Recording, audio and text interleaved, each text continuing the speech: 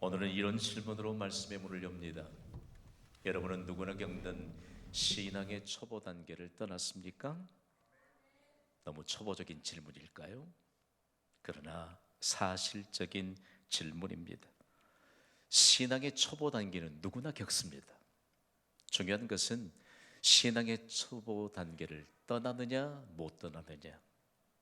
사실은요, 자신이 신앙생활을 오래 했음에도 불구하고 신앙의 초보 단계를 떠나지 못했음에도 이 사실을 인지하지 못한 채 계속해서 신앙생활을 하는 데 있습니다.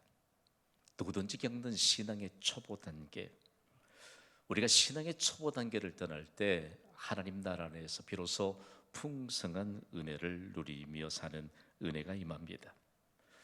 여러분은 신앙의 초보 단계를 떠나셨습니까?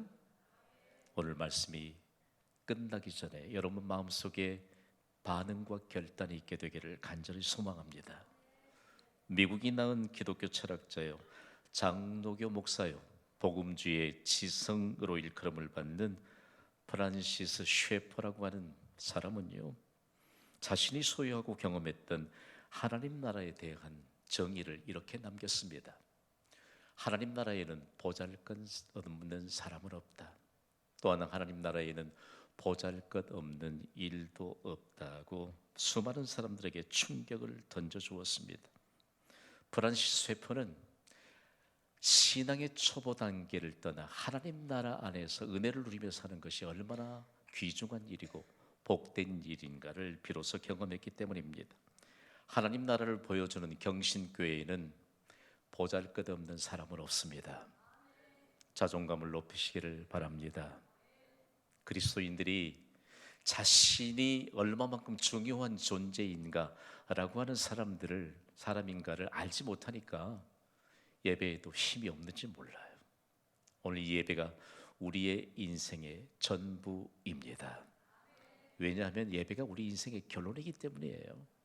아무리 우리가 건강하고 아무리 우리가 소유한 물질이 많고 누릴 것이 많다 할지라도 하나님이 우리의 생명을 거둬가시면 예배밖에 가져갈 게 없습니다. 그래서 우리가 얼마만큼 귀중한 사람인가를 예배 시간을 통해서 하나님이 증명하게 하시는 것입니다. 하나님 나라를 보여주는 경신교회에는 보잘것없는 일이 없습니다. 모두 다 하나님의 중대한 일이기 때문입니다. 우리가 얼마나 중요한 하나님의 일을 하고 있는지 모릅니다. 먼저는 예배입니다. 그리고 예배를 마치고 나면 우리에게 얼마나 중요한 일들을 맡게 하시는 하나님의 은혜가 임하는지 모릅니다. 여러분, 다시 묻습니다. 여러분은 구원받으셨습니까? 구원받은 이후에 신앙의 초보 단계를 떠나셨습니까?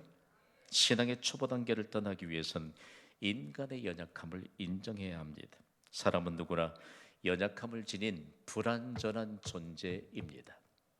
오늘 하나님께서 얼마만큼 중요한 일들을 우리에게 가르쳐 주는지 모릅니다. 저도 연약합니다.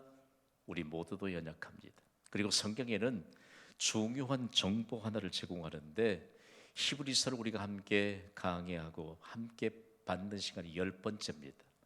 계속해서 말씀을 듣는 가운데 중요한 정보를 제공하는데 오늘 보면 히브리서 5장 1절은 매우 중요한 정보를 이렇게 기록하고 있습니다. 우리 소리 높여 읽습니다. 시작. 대제사장마다 사람 가운데서 택한 자이므로 하나님께 속한 일에 사람을 위하여 예물과 속죄하는 제사를 드리게 하나니. 아멘. 먼저 오해 하나를 벗어놓을 때 성경이 말하는 제사는 우리가 유교 전통을 통해서 조상에게 드리는 제사가 아니라는 말씀입니다. 우리가 어떤 일을 맡았다, 인간의 희생을 드리는 것이 하나님께 우리가 하나님이 주신 이 생명을 받고 살아가는 동안에 우리가 무엇을 맡아야 될 것인가라고 하는 것을 깨닫게 하는 것이 하나님께 드리는 희생 제사입니다. 그리고 우리의 부족함이 무엇인가, 연약함이 무엇인가를 깨닫게 하는 것이 바로 희생 제사인데, 우리가 혼돈하지 않아야 될 것은 여기에 대제사장이 등장하는데, 구약의 대제사장이 등장하는 것은 이 대제사장이 사람으로부터 선택받은 직무를 맡은 자였고, 대제사장의 직무는 다름 아닌 죄의 문제를 담당하는 자이기 때문에 계속적으로 반복적으로 등장시키고 있습니다. 하나님 앞에서 인간의 죄의 문제를 대신 담당하는 대제사장은 사람으로부터 선택받은 사람입니다. 이 사람에게도 연약함이 있고 죄를 가졌기 때문에 자신을 위해서도 희생 제사를 드려야 된다라고 성경은 증거하고 있습니다. 중요한 것은 대제사장이라고 하는 이 직무를 가진 직분이 등장할 때 우리에게 기억하게 하는 하나님의 메시지가 있습니다. 대제사장은 인생의 가장 중대한 문제가 무엇인가를 가르쳐주는 직무를 감당했던 사람입니다. 여러분, 우리 인생의 가장 중대한 문제는 죄임을 믿으십니까? 가장 중대한 문제입니다. 우리 인생의 가장 중대한 문제는 물질이 아닙니다. 건강이 아닙니다. 명예가 아닙니다. 우리 인생의 가장 중대한 문제는 죄 문제입니다. 누구든지 죄 문제에 대한 해결을 받지 않고는 하나님께 갈 수가 없기 때문입니다. 여러분은 죄 문제를 해결받으셨습니까? 대제사장이신 예수 그리스도의 희생적인 죽음으로 인하여 십자가 사건을 통해서 우리가 죄 문제를 해결받게 된 줄 믿습니다. 그러므로 가장 중대한 문제는 죄 문제입니다. 죄의 문제를 해결받았다는 증거로 오늘 우리가 예배자가 됐는데, 인간으로 할 수 있는 가장 영광스러운 일은 예배입니다.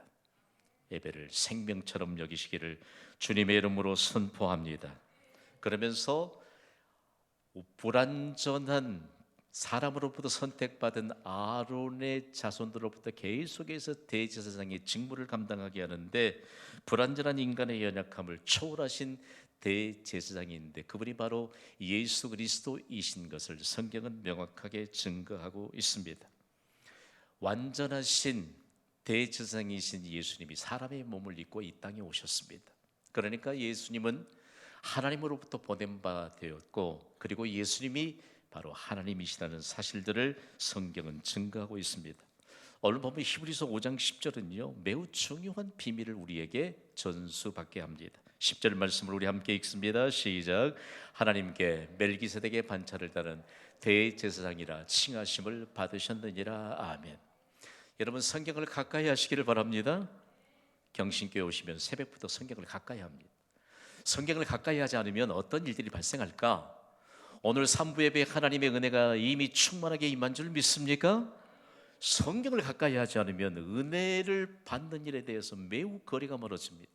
성경이 등장시키는 멜기세덱이라고 하는 이 인물은 과연 어떤 인물일까라고 하는 사실인데요, 이 인물은 아브라함으로부터 11조를 받았던 신비한 인물입니다. 성경은 멜기세덱에 대해서 소개하기를 구체적으로 살렘의 왕이면서 동시에 지극히 높으신 하나님의 제사장이라고 소개하고 있습니다. 하나님의 신비를 어떻게 인간의 상식으로 이해할 수 있겠습니까? 그런데 시편 110편 4절은 멜기세덱과 예수님, 즉 하나님으로부터 보냄받은 제사장직에 관해서 명확하게 그 관계를 해석해주고 있습니다. 시편 110편 4절을 우리 함께 읽습니다. 시작. 여호와는 맹세하고 변하지 아니하시리라. 이르시기를 너는 멜기세덱의 서열을 따라 영원한 제사장이라 하셨도다. 아멘. 중요한 것은요, 멜기세덱의 계열로 대제사장이 되신 유일하신 분이 예수님이십니다. 멜기세덱도 예수님도 하나님으로부터 보냄을 받았다, 하나님으로부터 왔다는 것입니다. 그래서 어떻게 사람으로서는 다 이해할 수 있을까라고 하는 사실인데요, 오늘 보면 히브리서 5장 11절은 인간의 한계를 인정하도록 하나님이 이렇게 말씀하세요. 함께 읽어볼까요? 시작. 멜기세덱에 관하여는 우리가 할 말이 많으나 너희가 듣는 것이 둔하므로 설명하기 어려우니라. 인정해야 합니다. 대신에 말씀을 들을 수 있는 귀가 열리기를 주님의 이름으로 간곡히 부탁을 드립니다. 여러 번 예배를 드려도요, 말씀을 들을 수 있는 귀가 열리지 않습니다. 그러니까 믿음이 자라지 않습니다. 오늘 예배의 자리에 앉아서 말씀을 듣기 위해서 우리가 관심을 집중시킨다면 하나님의 말씀을 들을 수 있는 귀가 열려지게 될 줄 믿습니다. 여러분, 앉아있는 것으로 예배 드리는 게 아닙니다.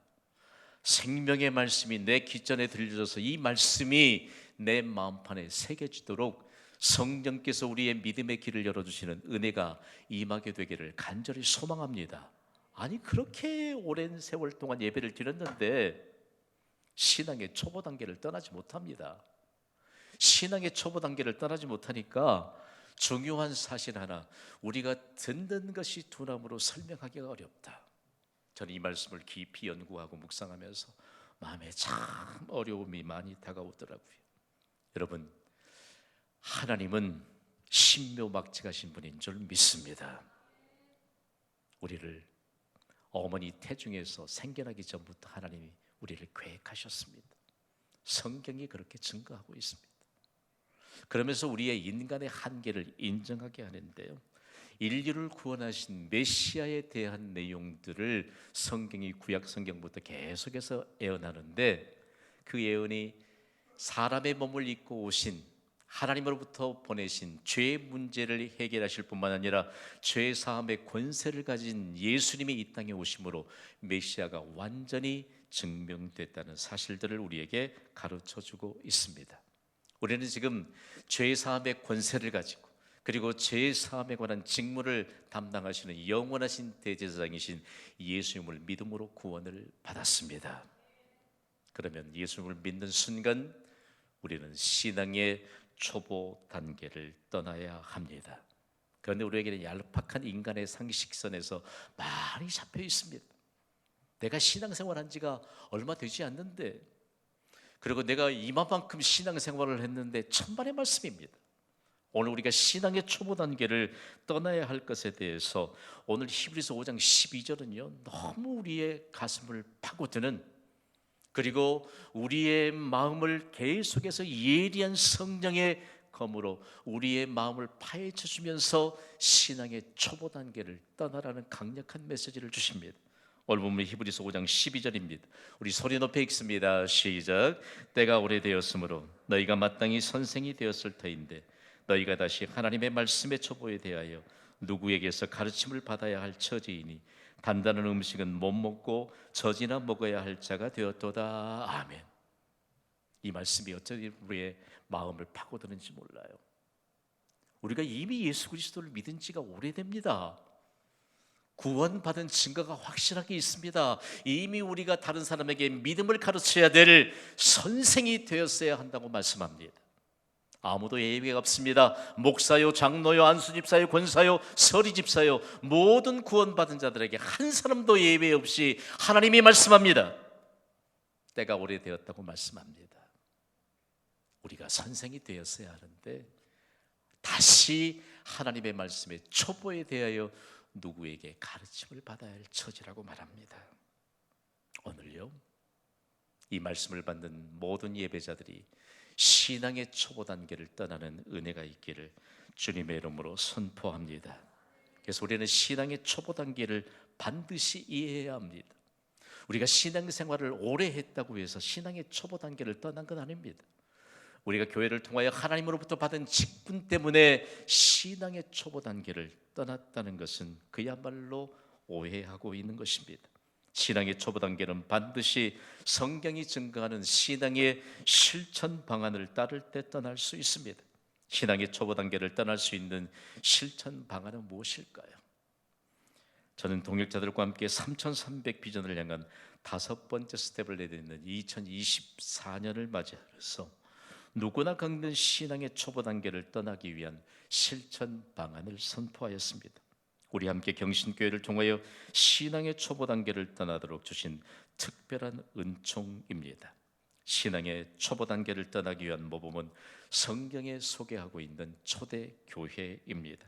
바로 초기 기독교 시대가 바로 우리가 신앙의 초보를 떠날 수 있는 가장 중요하고 가장 모범적인 모델인 것입니다.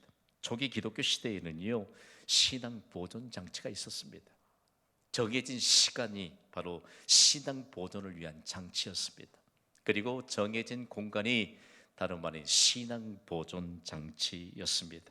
놀라운 사실은 교회 역사는 정해진 시간과 정해진 장소를 통하여 예수님이 오시기 전 하나님이 명령하셨던 구약의 모든 절기가 예수님이 부활하시고 승리하신 주일로 온전히 계승이 됐습니다. 여러분, 오늘은 정해진 시간에 우리가 하나님 앞에 예배를 드리고 있습니다. 정해진 장소에서 우리가 하나님께 예배를 드리고 있습니다. 분명한 신앙의 보존 장치임을 믿으시면 아멘 하시기 바랍니다. 우리에게 신앙의 보존 장치가 있습니다.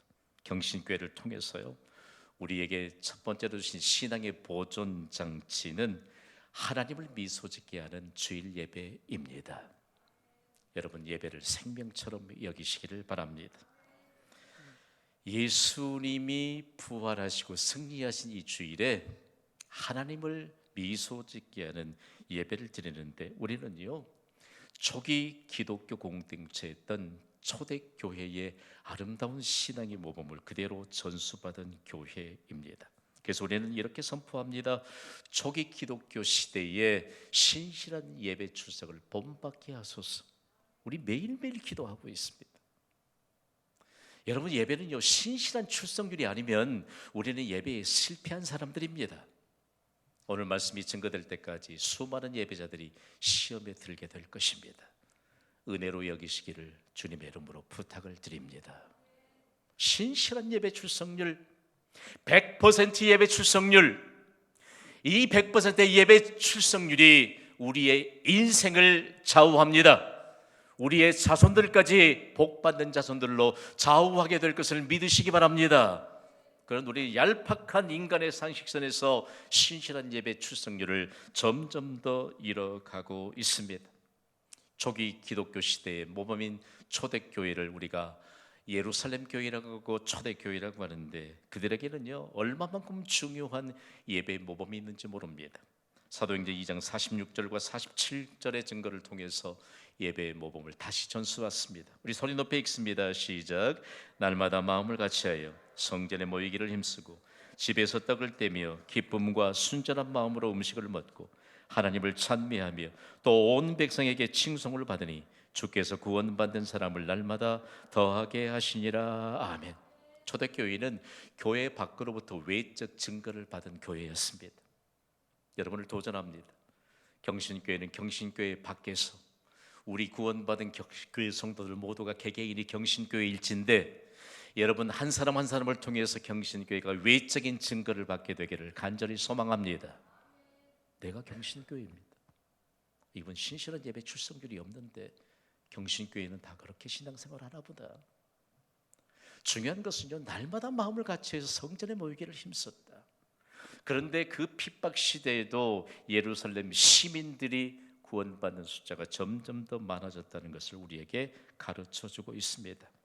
아직도 교회를 통해서 하나님이 부르시는 예배가 부담스럽다면 여전히 신앙의 초보 단계를 떠나지 못한 증거입니다. 다음으로 우리에게 주신 신앙 보존 장치 두 번째는요, 하나님을 일하시게 하는 기도입니다. 사람이 일하면 사람이 일할 뿐입니다. 그러나 사람이 하나님께 기도하면 하나님이 일하십니다. 이 하나님이 일하시게 하는 이 기도에 대해서 우리는 어떻게 생각할까? 우리는 매일 이렇게 선포하잖아요. 초기 기독교 시대에 낙타 무릎으로 세운 기도를 본받게 하소서. 낙타 무릎은요, 예수님의 육신의 동생인 야고보라고 하는 사람이 참 우스운 사람이었습니다. 사람의 몸을 입고 인류를 죄에서 구원할 메시아로 오신 예수님이 자기 육신의 형이었는데도 불구하고 메시아로 영접하지 않았습니다. 오히려 예수님이 하나님 나라를 전파할 때 오히려 그 일들을 부끄럽게 여긴 사람입니다. 그러나 예수님이 부활하신 이후에 부활하신 예수님을 야고보가 만나는 순간부터 그런 예수님의 모범을 따라 기도하는 예수님의 제자로 살았습니다.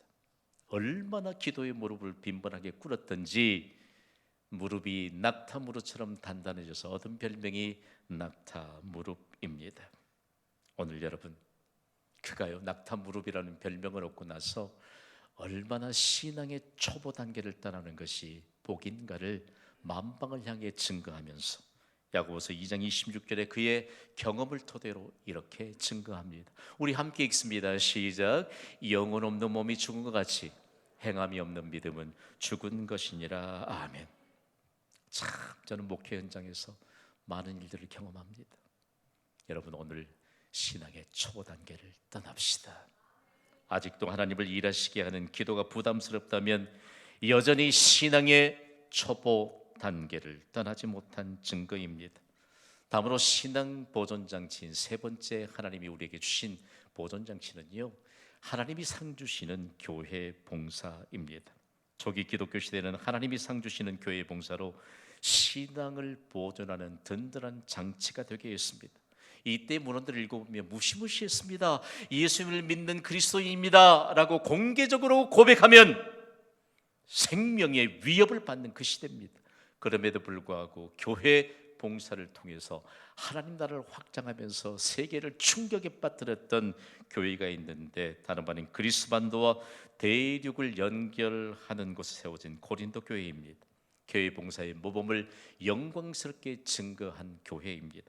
고린도서 3장 8절을 우리 함께 읽습니다. 시작. 심는 이와 물주는 이는 한 가지이나 각각 자기가 일한 대로 자기의 상을 받으리라. 아멘. 저는 성경을 연구하는 목사가 아닙니까? 그리고 교회 역사와 인류 역사는 맞물려갑니다. 대대교 역사들을 연구하면서 정말 강력하게 다가오는 메시지 중에 하나가 바로 이 말씀인데, 저는 한 번도 목회 현장에서 잠시도 이 말씀을 내려놓은 적이 없습니다. 우리 다 함께 선포합시다. 시작. 각각 자기가 일한 대로 자기의 상을 받으리라. 아멘. 교회는요, 하나님의 말씀을 토대로 하나님의 상을 받는 성도들이 되도록 가르치는 곳입니다. 여러분, 나름대로 신앙생활하는 이런 얄팍한 인간의 상식선이 무너지게 되기를 주님의 이름으로 선포합니다. 무너지지 않으면 믿음의 비밀들을 전수받을 수가 없습니다. 오늘 우리에게서 가장 영광스러운 일들이 우리에게 주어짐에도 말미암아 오늘 우리가 하연 힘쓰는 일은 도대체 어떤 것일까요? 우리는 늘 이렇게 선포합니다. 초기 기독교 시대의 교회 봉사로 하나님 나라를 확장시킨 믿음을 본받게 하소서. 아멘. 각각 자기가 일한 대로 상을 받는 경신교회에는 비전이 담긴 한 폭의 아름다운 그림이 있습니다. 우리 함께 선포하면서 이 그림을 함께 볼 수 있기를 바랍니다. 시작. 한 그루의 거목보다 울창한 숲이 더 아름답습니다. 오늘 우리가 얼마만큼 복받은 인생인가를 예배의 자리에 앉는 것으로도 분명하게 증명할 수 있습니다. 그러나 오늘 우리에게 하나님이 어떻게 말씀하시는가? 이것이 바로 하나님 나라의 원리입니다. 하나님이 주시는 상을 받아 누리는 그리스도인의 삶의 원리입니다. 아직도 교회 봉사가 부담스럽다면 여전히 신앙의 초보 단계를 떠나지 못한 증거입니다. 우리 결론의 메시지를 다 함께 선포합니다. 시작. 신앙의 초보 단계를 떠납시다. 아멘. 신앙의 보존 장치가 경신교회 안에는 빼곡합니다. 하나님이 정하신 시간에 하나님이 정하신 장소인 오늘 이곳에서 신앙의 초보 단계를 떠나는 결단으로 우리의 삶의 현장으로 파송받아 영광스러운 축복의 단계에서 올라갈 수 있게 되기를 주님의 이름으로 축원합니다.